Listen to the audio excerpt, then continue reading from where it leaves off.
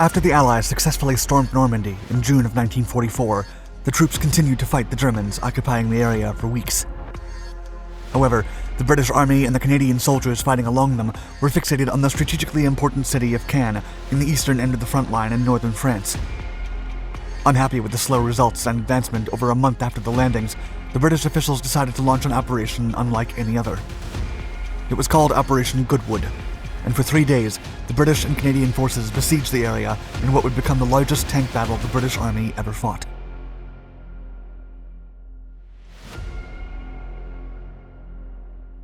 Advance delays.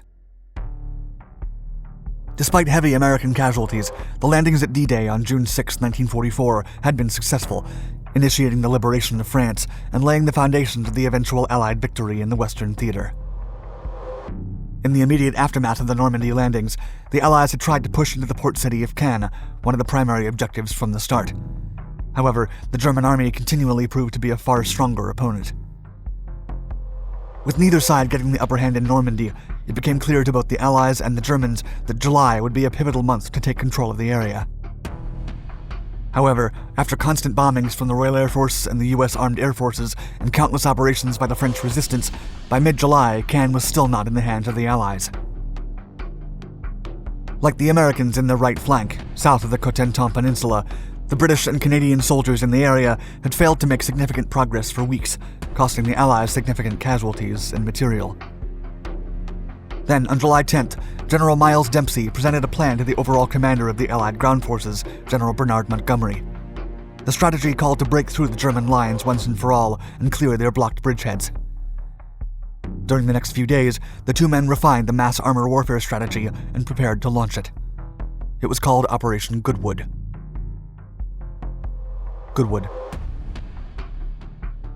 From the early planning stages, General Montgomery was always clear on his strategy and objectives to further the Normandy campaign. The British would attempt to take Caen, while the Americans performed Operation Cobra and took the city of Saint-Lô. In Goodwood, the British and Canadian forces would put enough pressure on the Germans to force them to send the bulk of their troops in the area towards them, thus allowing the Americans to break the line in their sector. Montgomery had plenty of experience with this method, and it had served him well in the past, particularly in the famous Battle of El Alamein victory that prevented the Axis from advancing further into Egypt. The plan suggested that once the troops broke through, the British and Canadian forces would make the most of their numerical advantage, and the Allies would then be able to roam free and take back the missing Normandy targets. In total, the Allies outnumbered the Germans 2-1 in infantry and 4-1 in tanks. To achieve the objective, the Commonwealth forces began putting together an offensive with the most armored vehicles ever used in a British warfare operation. The tanks mostly came from the 3 armored divisions of General Dempsey's Second Army and amounted to nearly 13,000. The ambitious offensive became the largest armored group in the entire Battle of Normandy of the Western European campaign, and the details were finalized on July 13, 1944. General Montgomery would boldly say, quote, "The Second Army is now very strong and can get no stronger. So I've decided that the time has come for a real showdown on the eastern flank, and to loose a corps of 3 armored divisions into the open country about the Caen-Falaise road."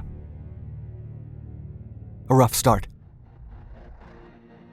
On July 18, 1944, at 5:30 a.m., an artillery barrage erupted near the German positions a few miles to the east and southeast of Caen. For 3 hours, the Panzer Group West was on the receiving end of the largest employment of bombers for a single operation in the Normandy campaign, carried out by 2,000 bombers from the Royal Air Force and the United States Armed Air Forces. Nearly 5,000 tons of high-explosive bombs were dropped, while only losing 25 bombers. By the time the initial barrage began to dwindle, the Allies were convinced that the German defenders were mostly obliterated, and the troops would face little to no opposition while advancing.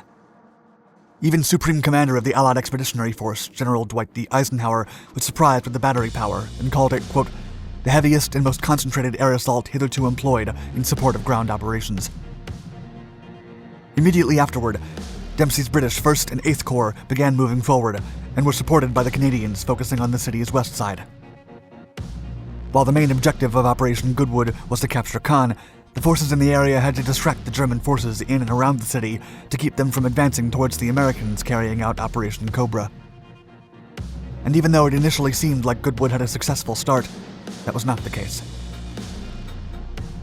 The initial plans had called for a surprise attack on the Germans, but 36 hours before the operation began, British intelligence intercepted German code that proved they were preparing for the offensive. With the surprise element gone, Montgomery lost some of his confidence, and the objectives became more limited. The aerial bombardment itself had not done as much damage as initially thought, as the first bomber wave moved so much dust and rubble that the second round had difficulty pinpointing the targets. Another significant problem was that Dempsey's armored soldier formations could not keep up with the barrage laid down by the artillery unit. Thus, the leading unit, that was advancing at a faster pace than its two support units, quickly became isolated. Despite beginning as an attack by 3 armored divisions, soon Operation Goodwood was left with only 2 armored regiments, with terrible communication between them. Moving forward. In the wake of the bombardment, the British forces continued to advance. Surprised by the Germans' ability to regroup and prepare to hold them off, the British anti-aircraft guns then turned against Panzer tanks. Meanwhile, several troops defended the city and terrain, ruined and filled with craters after the barrage. There were minefields everywhere on the field, and the British tanks advanced in narrow corridors, initiating traffic jams and slow movement. By the end of the first day, on July 18th, the Canadian forces had succeeded in taking most of Caen. Still, the British had fallen short of their objectives and would not recover. The once swift and decisive Montgomery became bogged down amid mounting casualties. Either unaware or in denial about the messy start, he assured reporters that they'd had a significant breakthrough. Meanwhile, the troops at the front were aware that infantry and tanks work best in coordination and support, and became increasingly wary and bitter with the lack of cooperation.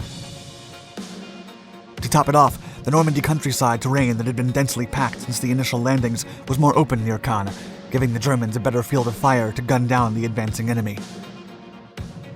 While the breakthrough didn't happen on the first day, Montgomery persisted. This operation was crucial, both for his ego and for the Allied armies. On July 19th, General Heinrich Ebernack ordered a significant counterattack on the British positions to counter the Allies, carried out by the 1st SS Panzer Division and the 21st Panzer Division. For 3 days, the British and Canadian infantry and their countless tanks fought in and around Caen, trying to achieve a breakthrough while struggling to communicate and advance. However, the Germans had a better field of vision and continued to dig in, reinforcing their positions and fighting back tenaciously. As the weather continued to deteriorate, a thunderstorm finally forced an end to the proceedings, and Operation Goodwood drew to a close. By the end of July 20th, Caen was under the control of the Allies. Aftermath.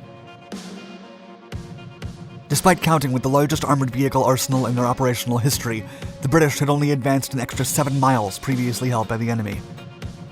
In only 3 days, Operation Goodwood cost the British Army 4,837 men, wounded or captured, 140 destroyed tanks, and 174 damaged. With these reports and their short advance, many criticized the supposed success of the operation. According to several detractors, the heavy casualties, failed objectives, and destroyed tanks signaled that Goodwood had been a failure.